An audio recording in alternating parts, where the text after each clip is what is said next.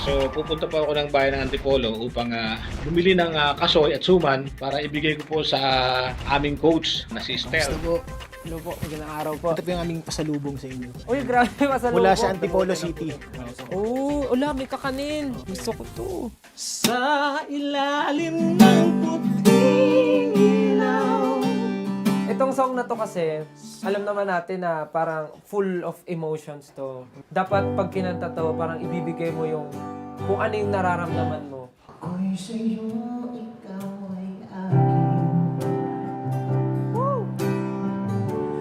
Ganda mo sa paninig. Ang napapansin ko lang, parang excited tayo dun sa highlight part. Yung climax lahat naka-aircut eh. Lahat ng birit, ganun. So sabi niya, Mark, try mong sumabay ka. Tapos naisip ko yun, sabi ko, oo nga, no, sige, ginawa ko siya. At kahit pa paano, yung natuwa si Coach Tel at nasabi niya na, ayun, yun yung gusto ko. Medyo reserved pa sila. Parang yung energy nandun, pero hindi totally giving. Pero nung sinabi sa kanila na parang kailangan pa nila ng energy, lagyan nila ng gigil, mas doon lumabas kung sino sila. Ako hindi ako sumusot ng ganito, ilang na ilang ako eh. Hindi ako makalakad ng maayos kasi sanay ako sa talagang casual lang.